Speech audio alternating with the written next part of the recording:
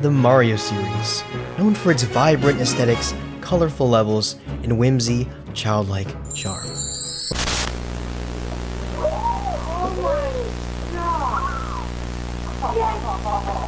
It was one of the most memorable and nostalgic games when I was just a kid.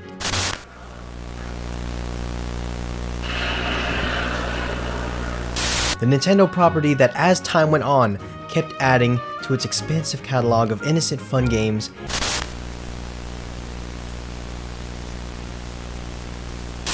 and remained one of the most iconic and beloved series until November of 2001. Ended abruptly with one of the creepiest games, a new approach from Nintendo on the Mario, or rather Luigi series, that left fans in utter shock. And instead of taking the traditional route of a fun 3D platform for their new console, opted for a more dark and eerie vibe that honestly was too much for young kids like your boy to handle. So join me as we take a trip down to memory lane and explore the Nintendo game that left my 7-year-old body absolutely lifeless.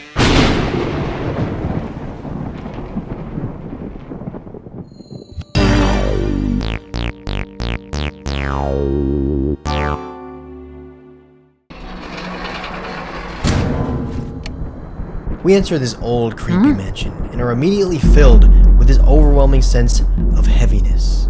And it's pretty safe to say, we're not going to be stomping Goombas and eating mushrooms. And out of nowhere, this glowing, eerie silhouette drops us a key, inviting us with open arms to the horrors that awaits behind those doors. And let me tell you, the atmosphere is already through the roof. My 9-year-old self was so confused when I opened this game and was like, this is a kid's game? And I legit needed someone else in the room to play this. I could not play this game alone. And so I enter the first room and face with my first ghost, to where I thought I would be meeting Nintendo Heaven, saved by a little old man by the name of Egad, a ghost researcher that invented this, and this, and this, who we just so happened to luckily stumble by. He tells us King Boo came and took Mario's Stromboli sausage, gives us the Poltergeist 3000, and sends us off in this mansion like his baby bird leaving the nest. Now ready to face the true horrors to save our big bro. Now out of all games, this is finally the game where Luigi is our main man instead of Mario. Shh. This is the first Luigi game, okay? And this is the first real glimpse we get of Luigi as a character, and Nintendo turns him into this cowardly, visibly shaken up wimp. And it's absolutely perfect. From playing a heroic main character like Mario to now a fearful and cowardly version, I kinda dug it, bro. I'm sick of Mario's ass. But you know what? Luigi better. I high-key like him more than Mario. And so we enter our first room, where we would no longer have a saving grace and be all by our lonesome. And as soon as you enter this unexplored room, it's nearly pitch black, apart from the dimly lit candles. And not gonna lie, this was probably my first time experiencing such a creepy and dark atmosphere in a video game. And it wasn't scary just because of the level design, but this game was so eerily quiet. When I was playing this game for the first time, I got scared whenever I tried to enter a room. Fear of anticipation and uncertainty of what I was about to walk in on had me fearing for my life. And as I blow out these candles, I have no choice but to face my own fears and clear my first room. We go past a couple more rooms, with each new room encountering different type of ghosts. Oh yeah, and Toad's here too, and they act like typewriters from Resident Evil 2. Sorry I'm bringing up Resident Evil, but this game is basically a PG version of Resident Evil, like, come on. We then are given this key from the previous room that opens up to our first area on the 2nd floor. As soon as you open the door, you enter your first hallway, one of many to come. And these hallways fully immerse you in Luigi's Mansion's horror, creepy long hallways where ghosts can appear out of nowhere and jump scare you. And that haunting, dreadful music, it's one of the most memorable parts of the game for me just from the atmosphere alone. We then use a key that opens up a room to our first portrait ghost. And they all have this gimmick where sometimes you have to vacuum them or something else in the room, or straight up just look away. When I first played this room, I stared at the room for like 15 minutes waiting for something to happen and restarted the game just to figure out, oh, it's supposed to be like that. And then he finally gives me the opportunity to Beyblade, let it rip! We capture the man, and then his wife, and then we face our final ghost of Area 1, Chauncey the Baby. That turns out to be our first boss fight. And this baby gotta be like a demigod, because he transports us into this dreamlike dimension. Where now you're the baby, stuck in a giant crib, and bro's just hurling giant balls and rocky horses at you. But it's kinda underwhelming, because all you gotta do is just...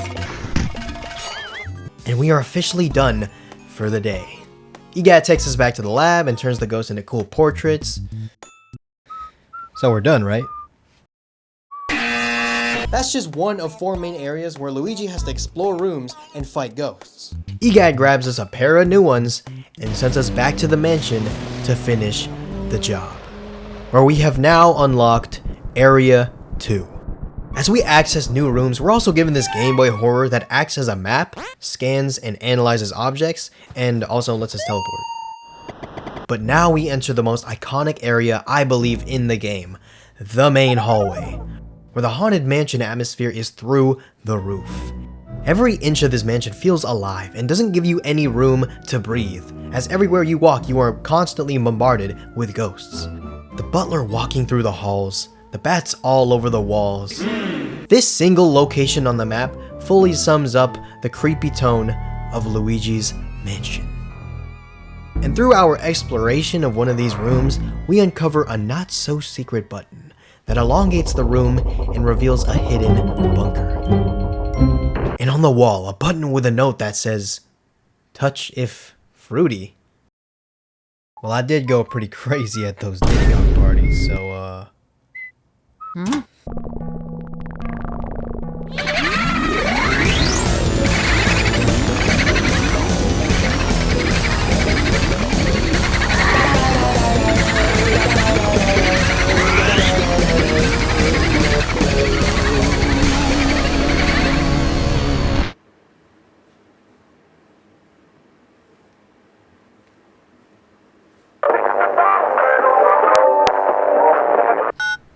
Yo.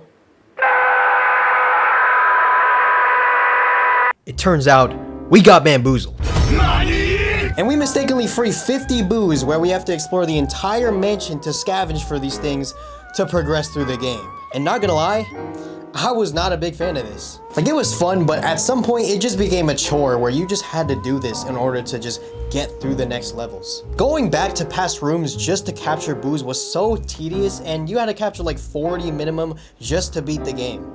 And I would never get them on the first try, and I had to go room to capture the lowest level boos.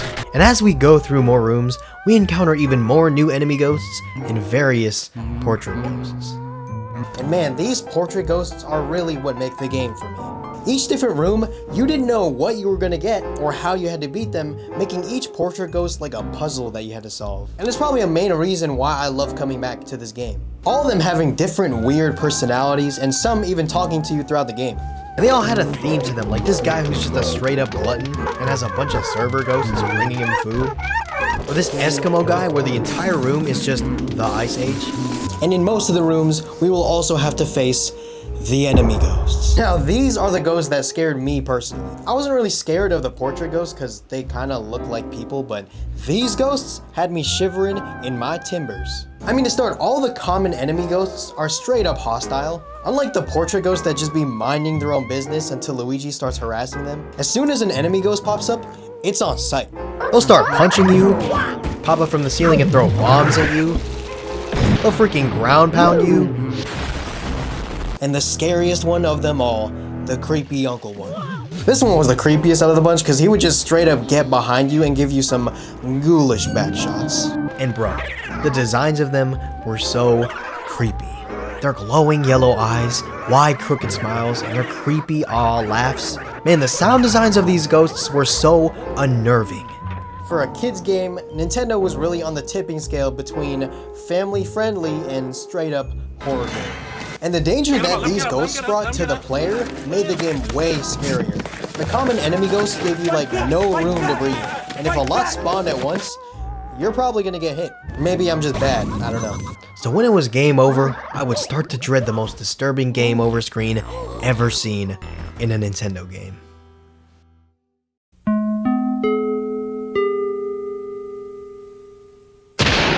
Nintendo, what the freak? Okay guys, you got me, I'm lying. This is not actually from the game, this is just from the beta, so I didn't actually get to see it. But you still cannot tell me that Nintendo didn't create the almost potentially scariest game over screen of all time.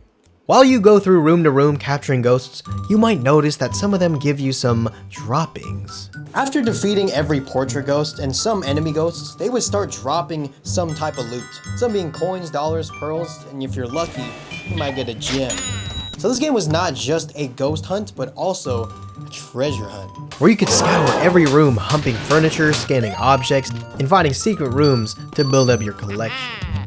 With some ghosts even having rare treasures, and if you missed it, then too freaking bad. And how urgent you were on collecting treasure would decide on something very important later in the game.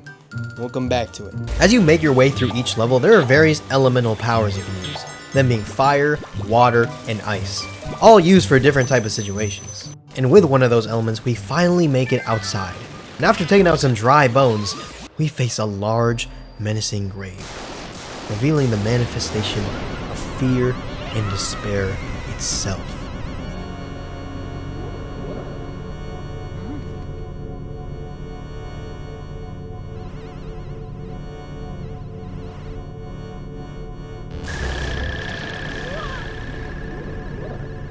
Bogmire.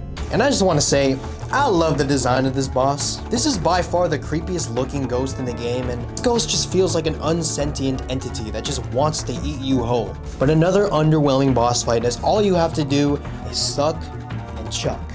And thus we have finished another area down.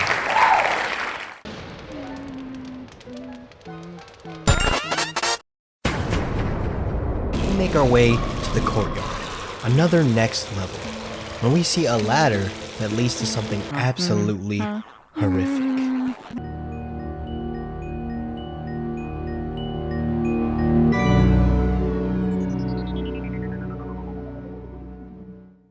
Mario trapped in a painting, with King Boo menacingly admiring his new artwork.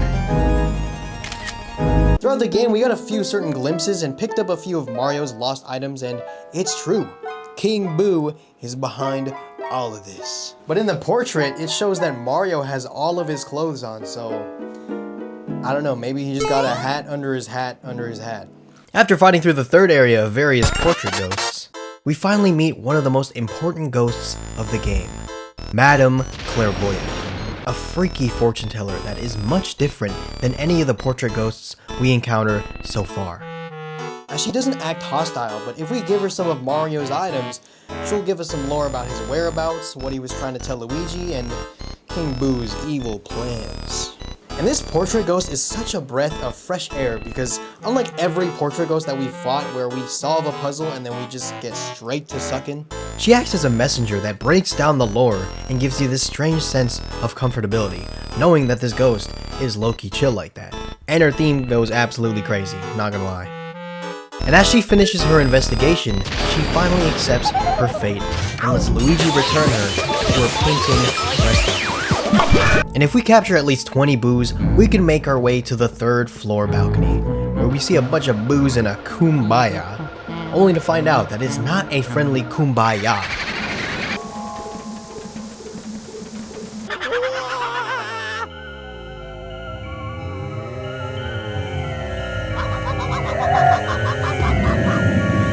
Yet again, another boss fight. They all turn into this giant Abu where you pretty much just have to make them run into this unicorn statue, which will pop and separate them. From then you grab the ice from said statue, spray them, and get straight to the sticks. And I didn't know you could suck the boos into the statue, so I literally had to force the boo onto the unicorn statue, from which I had to poke the boo like 15 times because I just could not aim the vacuum for the life of me. But yet again, another humble victory as our boss comes down, finally clearing Area 3.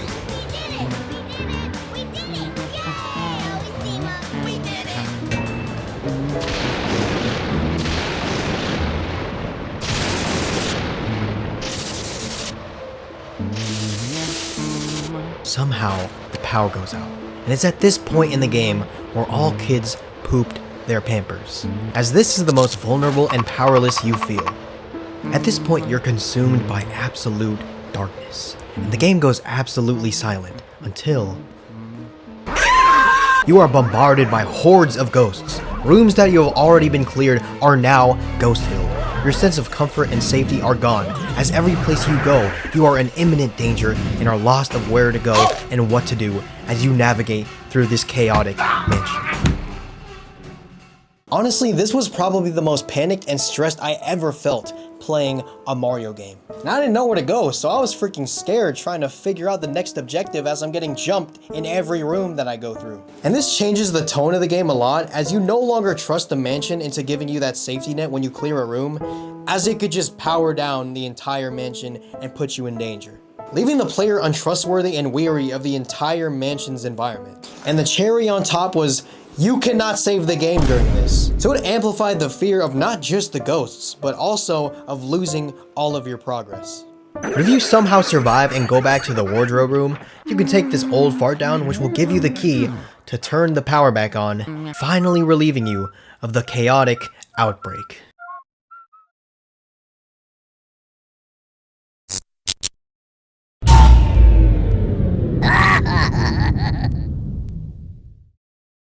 Spooky atmosphere continues to ensue, but now the mansion exploration is on the highest floor and seems to be an attic layout, as it is indeed the highest in the room. It's at this point that you understand the whole layout and how it all comes together, each separate segment covering different areas and different themes of the mansion.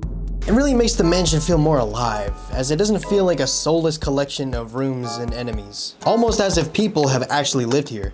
And as we go up each level, it seems that the rooms and type of portrait ghosts seems to feel weirder and less familiar.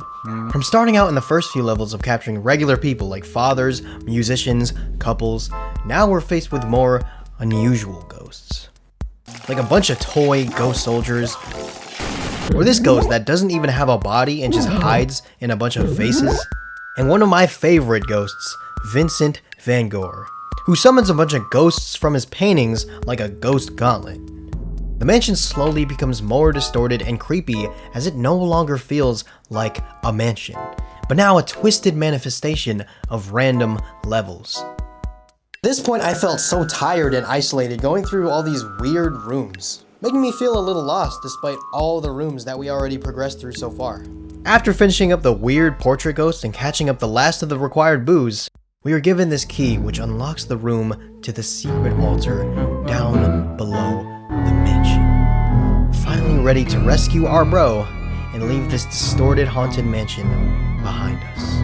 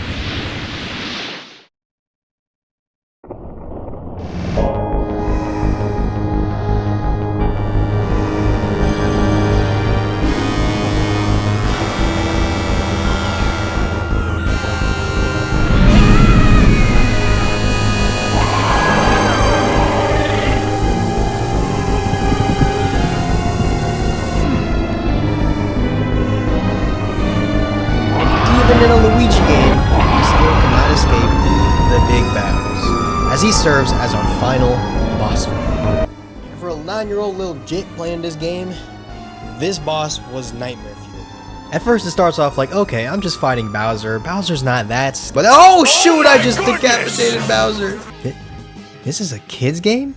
But it turns out King Boo is actually inside Bowser, controlling him. But as you're trying to capture King Boo, Bowser's decapitated head will start shooting you with ice balls. And I don't know about y'all, but This don't feel kind of tame for a Mario game. At this point, you might as well just call it a horror game. By the way, I didn't know this was a Bowser suit and actually not Bowser, so I thought Luigi actually decapitated Bowser and King Boo was like puppeteering his dead body, so this was horrifying. But you know what they say, all evil must die. And we finally capture King Boo and put an end to all of this. And we finally get to save our big bro from this reign of terror and bring him back to life.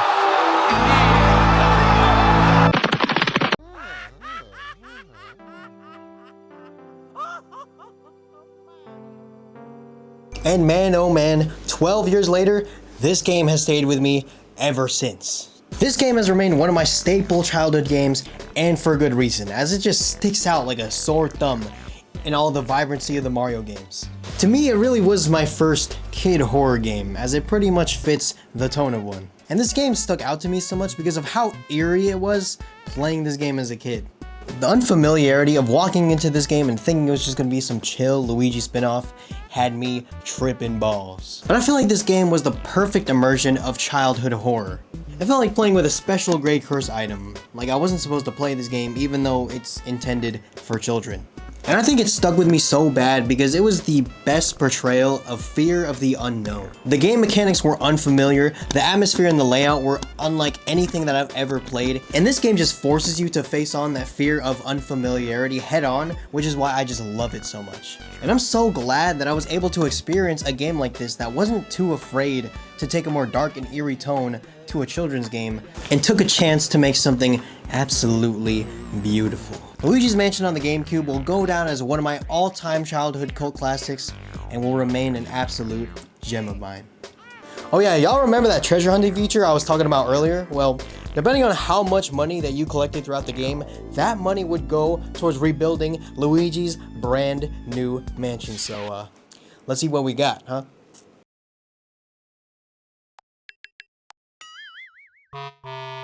Bro.